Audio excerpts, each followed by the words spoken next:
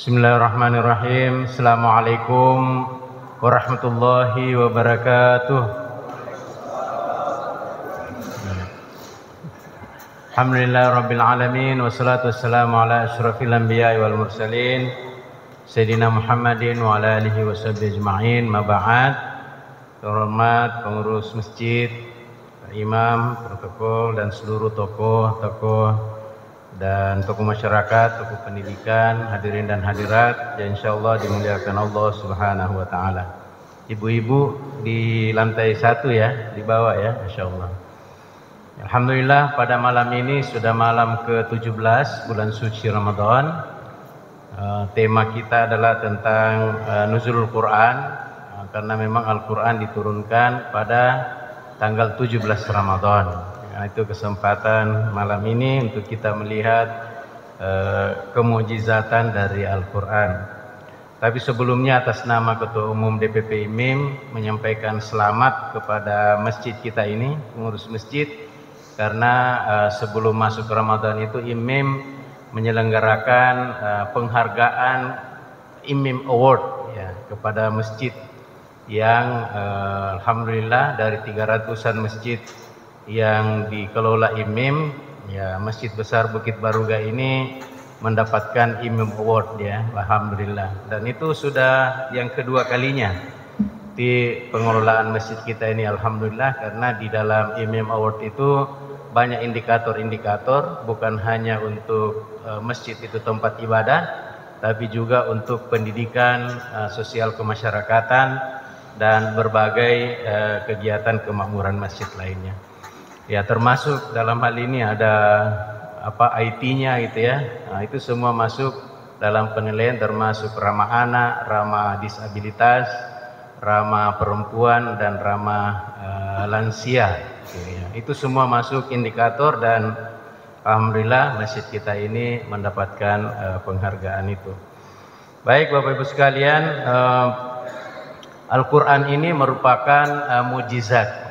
Ya, bahkan ada yang menyebut merupakan mukjizat terbesar dibanding dengan mukjizat Nabi dan Rasul lainnya. Kenapa demikian? Karena Al-Quran tidak hanya berlaku pada masa Nabi kita Muhammad SAW, tetapi Al-Quran berlaku pada masa Nabi sampai akhir zaman. Kalau kita bandingkan mukjizatnya Nabi Musa alaihissalam, Nabi Musa memiliki mukjizat, memiliki tongkat. Nah, tongkat itu bisa kalau dilempar jadi ular, bisa membelah lautan. Tapi itu pun hanya berlaku pada masa Nabi Musa alaihissalam saja. Dan tongkat itu sekarang masih ada di Turki. Ya, bagi Bapak Ibu yang pernah ke Turki, di sana ada museum di Hagia Sophia itu, ya panjangnya kurang lebih 1 meter, besarnya seperti ibu jari. Ya, cuma kalau sana tidak boleh foto, tidak boleh video gitu ya. Ya, karena memang itu dipercaya sebagai tongkatnya Nabi Musa alaihissalam. Tidak lagi berubah jadi ular, ya. Tidak lagi bisa membelah lautan karena hanya pada masa Nabi Musa saja. Ya, begitupun Nabi Isa alaihissalam bisa menghidupkan orang mati atas izin Allah, bisa menyembuhkan penyakit lepra hanya pada masa Nabi Isa saja. Tapi Al-Quranul Karim sudah 1446 tahun masih berlaku dan insya Allah akan berlaku sampai akhir zaman. Apa buktinya bahwa Al-Quran itu mukjizat?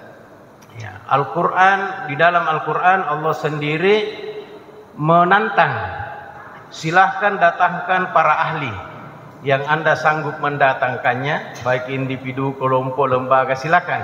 Dan silahkan buat satu surah, satu ayat yang kamu sanggup membuatnya kalau kamu memang ragu bahwa Al-Quran itu bukan mukjizat atau hanya dibuat-buat oleh Nabi Muhammad dan para sahabat. Sampai hari ini belum ada yang bisa menandinginya. Cuma dalam sejarah ada yang coba-coba ya. Namanya seorang bernama Musailamah Al-Kadzab. Nah, dia mencoba-coba mau membuat salah satu surah seperti satu surah dalam Al-Quran, yaitu surah Al-Fil, tentang gajah. Dalam Al-Quran, alam tara kaifa fa'ala rabbuka bi ashabil fil, alam yaj'al kaidahum fi tadlil, wa arsala alaihim tayran ababil, dan seterusnya. Berakhir dengan huruf LLL. Nah, ini Musailamah membuat surah juga seperti itu, bunyinya begini. Al-fil, mal-fil, wa ma adraka mal-fil, lahu sanabun tawil, wa hurtun tawil. Sama dari sisi bahasa, berakhir juga dengan huruf LLL dan juga bernuansa puitis gitu ya. Tapi coba kita lihat makna dan kandungannya. Kalau Al-Qur'anul Karim itu surah Al-Fil menceritakan peristiwa yang dahsyat. Bagaimana pasukan Abraha yang mengendarai gajah itu menyerang Mekah karena mau menguasai Ka'bah dengan harapan nanti Ka'bah itu dipindahkan ke negaranya yang sekarang ini negaranya itu adalah negara Ethiopia di Afrika. Ya, makanya ada sejarawan mengatakan makanya Afrika itu ekonominya ini karena mungkin dosa nenek moyangnya ya, karena mau menyerang Ka'bah gitu ya. Tapi dihancurkan oleh burung ababil yang membawa batu-batu ganas dan kocar-kacirlah pasukan gajah itu. Dan pada saat itu pula lahir Nabi kita Muhammad SAW. Karena itu kelahiran Nabi juga disebut tahun gajah. Jadi Al-Quran ini surah Al-Fil menjelaskan sesuatu peristiwa yang dahsyat. Coba kita artikan surahnya Musailamah. Al-Fil gajah. Mal-Fil apa itu gajah? Wa ma adraka mal-Fil, apakah Anda tahu apa itu gajah? Lahu sanabun tawil, gajah itu punya belalai panjang, wahurtun tawil, dan juga punya ekor panjang. Hanya itu, ya hanya itu. Ya, jadi apa gunanya Al-Quran menerangkan tentang gajah? Itu pun hanya sebagian. Hanya belalainya panjang, ekornya panjang. Belum dijelaskan badannya besar, kakinya 4, belalainya lebar, dan kecerdasannya. Gajah itu lebih cerdas dari binatang yang lain. Ya. Tapi tetap dia takut sama singa. Ya, kenapa dia takut sama singa? Ya, karena singa itu punya performance gitu ya yang luar biasa sebagai raja hutan gitu. Ya, Bapak Ibu sekalian, ya karena itu Al-Qur'an sampai hari ini itu tidak ada yang mampu menandinginya. Walaupun ada seorang ya ahli juga merasa diri ahli di Inggris bernama Salman Rushdie ya, yang membuat buku dengan judul The Satanic Verses. Ya, ayat-ayat setan. Jadi dia menganggap Al-Quran itu sebagai ayat-ayat setan. Tetapi apa yang terjadi dalam hidupnya sampai saat ini itu dia tidak bisa seperti kita ini bebas. Mau kemana kita suka bebas. Dia selalu bersembunyi dan selalu merasa ketakutan. Kenapa? Karena Ayatullah Khomeini sudah memfatwakan di Iran bahwa itu halal darahnya dibunuh. Karena dia menghina Al-Quran ya, karena itu kemana-mana dia tidak bisa bebas gitu ya.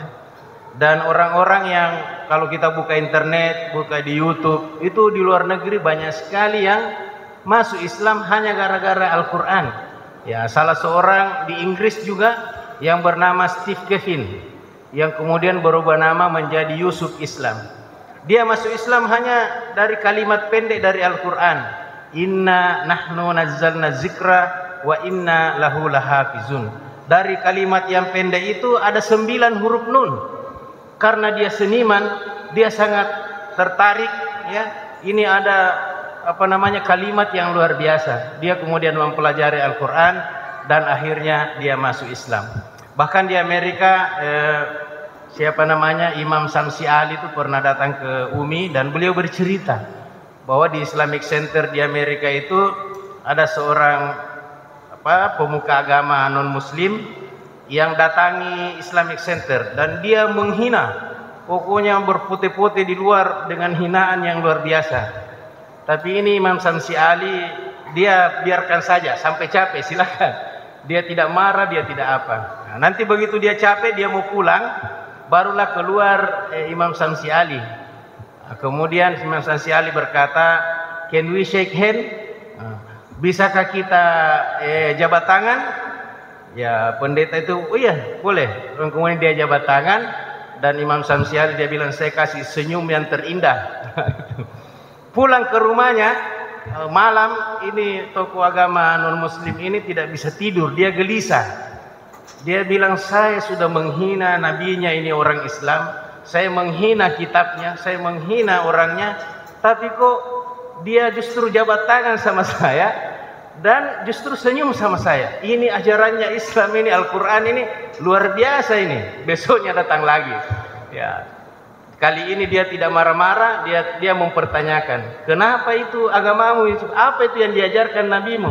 Apa itu yang diajarkan kitabmu? Sehingga kau begitu ini ya. Imam Syamsi Ali berkata, ya itulah Islam, ya itulah Islam. Jangankan kami nabi saja dan seterusnya dan seterusnya. Ya, tapi Imam Syamsi Ali bilang mungkin juga karena saya ini orang Kajang asli katanya. Ketika saya senyum itu, ya saya juga kasih baca-baca sedikit. Ya sehingga dia bisa ini gitu ya. Tapi ya alhamdulillah dia kemudian katanya mempelajari Islam dan dapat hidayah, akhirnya masuk Islam. Itu membantu Islamic Center di Amerika Serikat itu. Banyak sekali saya kira cerita-cerita orang yang masuk Islam gara-gara menghadapkan hidayah dari Al-Quran, karena Al-Quran ini adalah petunjuk dan Al-Quran ini bersifat universal, karena itu dia berlaku sepanjang zaman. Seandainya dia rinci, maka Al-Quran itu tidak berlaku. Misalnya tentang sholat, Al-Quran hanya menyebut aqimus sholat, dirikanlah sholat. Tapi bagaimana caranya sholat? Tidak ada ayatnya mengatakan bahwa sholat itu takbiratul ihram, ruku, sujud, tidak ada. Tapi kenapa bisa kita sholat takbiratul ihram sampai salam seperti yang kita lakukan ini? Karena ada hadis. Rasulullah bersabda, sallu kama ra'aitumuni usolli. Sholatlah engkau seperti engkau melihat saya sholat. Terus ada yang tanya, bagaimana caranya kita yakin bahwa kita sholat ini persis seperti yang dilakukan Nabi? Kan kita tidak ketemu Nabi. Ya itulah ada yang namanya hadis, periwayatan hadis. Dalam ilmu hadis ada namanya ulumul hadis, ilmu-ilmu tentang hadis. Periwayat hadis itu dalam meriwayatkan sebuah hadis sangat hati-hati. Seperti Bukhari dan Muslim itu menurut Prof. Quraisy Shihab 99,9% itu pasti dari Nabi yang masuk kategori Bukhari dan Muslim. Karena ketika mendapatkan hadis itu sangat hati-hati dalam menuliskannya gitu. Ya, karena itu kita yakini bahwa ya itu pasti dari Nabi. Tapi kenapa beda-beda Ustaz? Ada yang tanya. Terutama di Mekah. Kalau ada orang sholat, Allahu Akbar, tangannya di atas sini. Terus kita sebagian besar, Allahu Akbar, tangannya di atas perut. Tapi ada juga yang lurus, Allahu Akbar, lurus. Kenapa beda-beda Ustaz? Nah katanya Nabi itu satu ji. Ya itu beda, kenapa? Karena memang ada yang meriwayatkan Nabi itu pernah sholat, sebenarnya Nabi sholat begini di atas perut. Tapi karena itu lagi musim dingin, Nabi kedinginan dan tangannya naik begini. Sehingga ada yang meriwayatkan, ada yang melihat bahwa Nabi pernah sholat tangannya begini. Begitupun lebih banyak di atas perut dan pernah juga lurus. Ya, karena itu ada yang naik Mekah tanah suci, di sebelah kanannya dia sholat Allahu Akbar seperti kita, tangannya di atas perut. Di sebelah kirinya lurus. Wah bingung dia, yang mana saya ikut ini, begini atau lurus? Akhirnya diambil kesimpulan, Allahu Akbar, satu tangannya di perut, satu tangannya lurus sebelah kiri. Kalau itu Nabi tidak pernah praktekkan begitu, itu namanya yang ditambah-tambah gitu ya. Ya, jadi kalau tidak ada dasarnya jangan kita ikuti. Sepanjang itu ada dasarnya, mari kita ikuti bersama. Kita tidak perlu berdebat. Kenapa ada yang kunut angkat tangan, ada yang bismillahnya besar, enggak perlu. Ya. Panjang ini barangkali, sedikit lagi. Ya, mazhab saja ya, Imam Malik itu gurunya Imam Syafi'i itu gurunya Imam Malik. Mereka berdebat tentang satu masalah, terutama dalam hal kerja keras dan optimisme dan fatalisme. Ya, Imam Malik mengatakan bahwa semua rezeki kita itu sudah disiapkan Allah Subhanahu wa taala. Sebenarnya tanpa bekerja pun kita bisa dapat karena sudah ditetapkan. Imam Syafi'i bilang tidak. Kita harus kerja keras baru datang rezeki kita. Kemudian Imam Syafi'i singkatnya, ya karena waktu singkatnya dia kemudian berkebun, dia tanam anggur. Ya, singkatnya setelah berbuah, buahnya kemudian dia bawa kepada gurunya.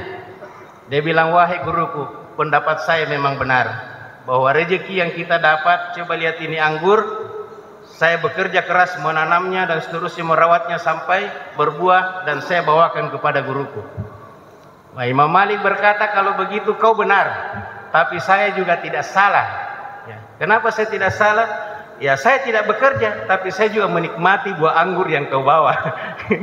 Ya, jadi karena itu tidak perlu kita banyak berdebat. Ya, bahkan terakhir ketika MH Ainun Najib datang di kampus UMI, beliau katakan, saya pernah bermimpi. Dalam mimpi saya masuk surga. Di dalam surga itu saya ketemu Gus Dur. Yang saya tahu persis Gus Dur itu subuh kunut bismillahnya besar.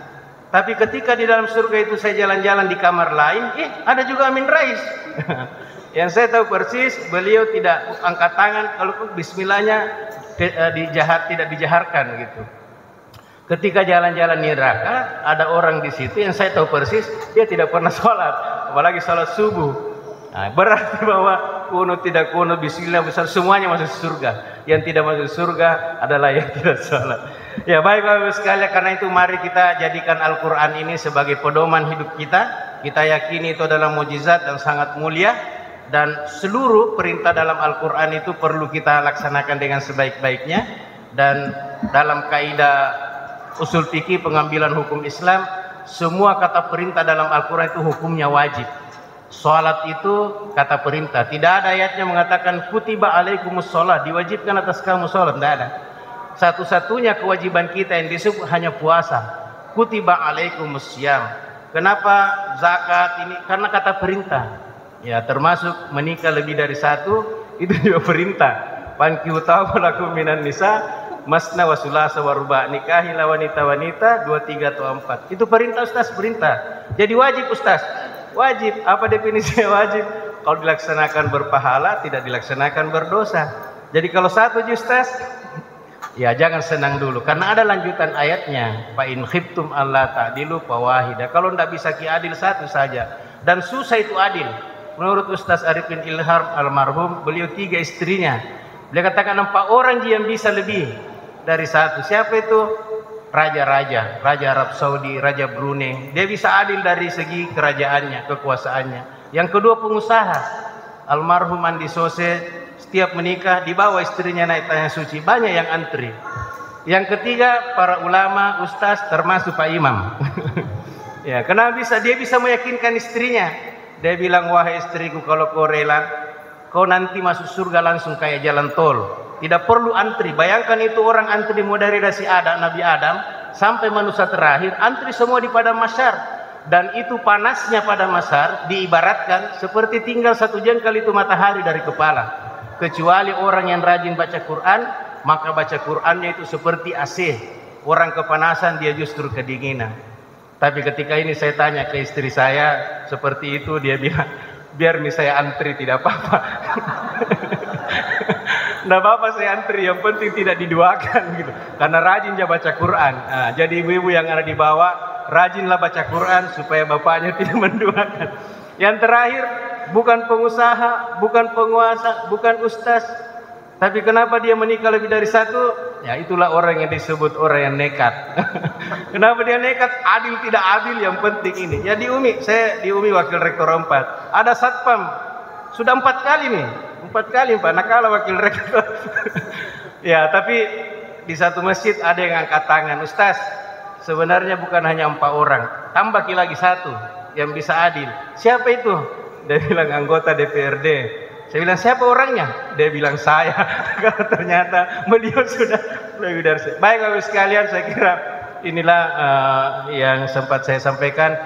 Intinya bahwa mari kita bersama-sama mentadabburi Al-Quran, karena itu adalah mukjizat dan menjadi pedoman kita, keselamatan kita, bahagiaan kita di dunia maupun di akhirat. Mohon maaf atas segala kesalahan, kekurangan, dan terima kasih atas nama DP IMIM kepada pengurus yang selama ini bekerja sama dengan IMIM, dan mohon kalau ada mubalik ya yang berhalangan atau yang ceramahnya terlalu keras, ya tolong disampaikan supaya kami tegur untuk misalnya tidak ditugaskan lagi di tempat ini. Kira demikian, makasih luar biasa masjid kita. Satu ungkapan pantun, makan mangga minum aqua. Mangakwa. Wallahu walil muttaqin wallahu muwaffiq ila aqwamit thariq. Assalamualaikum warahmatullahi wabarakatuh.